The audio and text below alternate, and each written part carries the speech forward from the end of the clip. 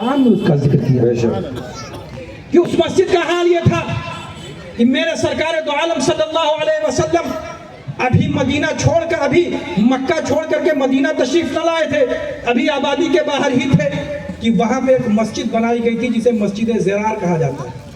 اور اس مسجد زرار کا حال یہ تھا کہ یہ مسجد زرار کس لیے بنائی گئی تھی. قرآن کہتا ہے والذین اتخذوا مسجدا زرارا وکفرا وتفریقا بین المؤمنین وارصادا لمن حارب اللہ ورسولہ من قبل. یہ مسجد زرار اس لیے بنائی گئی تھی تاکہ مومنین کے درمیان تفریق پیدا کی جا سکے. یہ مسجد اس لیے بنائی گئی تھی تاکہ اسلام کے خلاف ایک بیس تیار کیا جا سکے. تو میرے مصطفیٰ کے لیے فرما دیا گیا اے میرے مصطفیٰ لا تقم فیہ ابدا. حضرت جبریل امین قرآن لے کر کے اتر پڑتے ہیں لا تقم فیہ ابدا. ایسی مسجد میں میرے محبوب آپ قدم نہ رکھیے گا.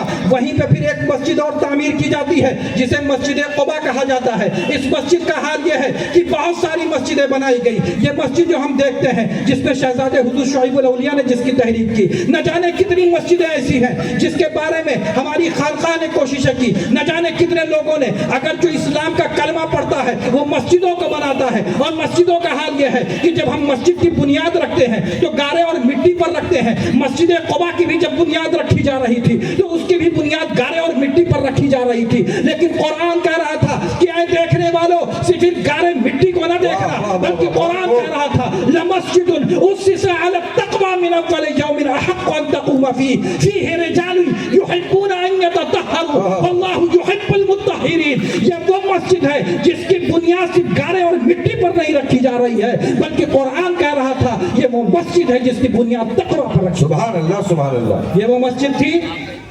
سبحان اللہ.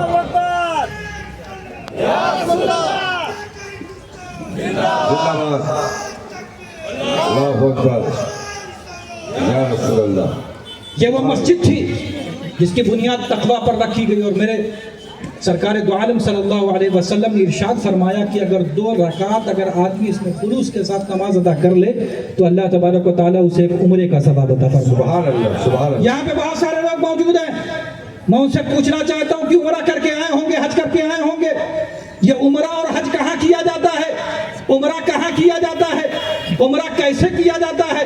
تو وہ بتائیں گے حاجی صاحب. جا کر کے کسی سے پوچھ لینا، کسی صرف عالم دین سے پوچھنے کی ضرورت نہیں ہے. اگر کوئی عمرہ کر کے آیا ہوگا تو اس سے پوچھئے گا کہ حاجی صاحب آپ تو گئے تھے عمرہ کرنے کے لیے، کیا کیا کر کے آئے؟ وہ بتائیں گے کہ طواف کیا تھا اور صفا مروہ کے درمیان میں نے چہل قدمی کی تھی، چلے تھے، اور وہاں پہ جیسے ہی یہ ساری چیزیں ادا کی گئی تھی میرا عمرہ ہو گیا تھا. اب آپ سوچئے کہ جو ساری چیزیں عمرہ کرنے والی مکہ شریف میں ہو رہی تھی، میرے مصطفیٰ فرماتے ہیں کہ میری اس مسجد قباء میں آؤ اور یہاں آ کر کے 2 رکعت نماز ادا کرو، اللہ عمرے کا ثواب. سبحان اللہ سبحان اللہ. اب آپ ذرا سوچئے کہ ہم بھی اس مسجد میں گئے، آپ بھی اس مسجد میں گئے ہوں گے، بہت سارے جو حج کرنے کے لیے گئے ہوں گے، عمرہ کرنے کے لیے گئے ہوں گے، وہ بھی اس مسجد میں گئے ہوں گے.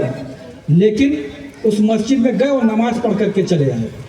لیکن میں بتاتا ہوں کہ یہی حدیث کو سمجھنا ایک اللہ کا ولی کیسے سمجھتا ہے اور ایک گنہگار کیسے سمجھتا ہے، یہ سمجھنے کی ضرورت ہے. ہم بھی گئے، دیکھ کر کے چلے آئے. آپ بھی جاتے ہوں گے، دیکھ کر کے چلے آتے ہوں گے.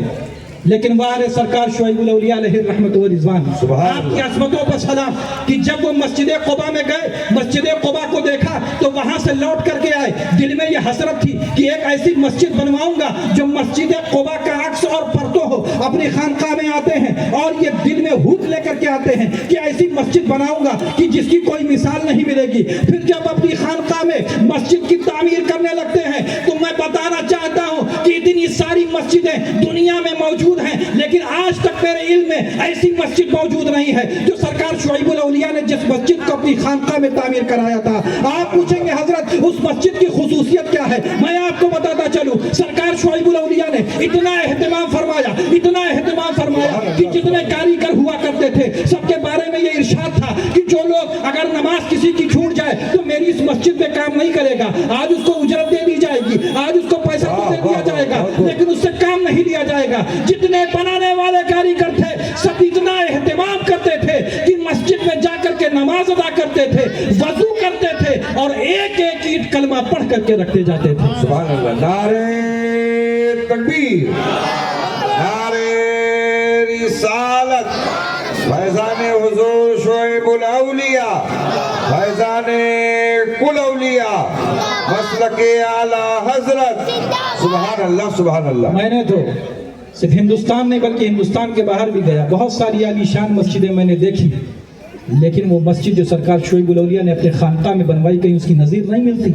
کہ ایسی مسجد چھوٹی سی ہے لیکن اتنا اہتمام کہ ایک ایک اینٹ باوضو ہو کر کے کلمہ پڑھ کر کے رکھی جا رہی ہے. ہم بھی حدیث پڑھ رہے تھے, آپ بھی حدیث پڑھ رہے تھے, سرکار شعیب الاولیاء بھی حدیث دیکھ رہے تھے. ہمارے سمجھنے کا حال اور ہے, سرکار شعیب الاولیاء کا حال اور ہے. ہمارا حال یہ تھا کہ ہم صرف حدیث پڑھ کر کے سرسری طور پر گزر گئے, اور جب سرکار شعیب الاولیاء گئے تو انہوں نے بھی اس حدیث کو پڑھا تھا, لیکن جب لوٹ کر کے آئے تو کہنے لگے ایسی مسجد بنائی جائے گی کہ اس کو دیکھا جائے گا تو مسجد قباء یاد آئے گی.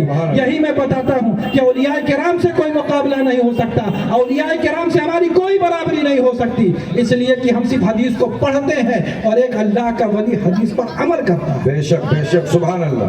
اور یہ صرف ایک اونچے کا ذکر میں نے کیا تو اتنا ٹائم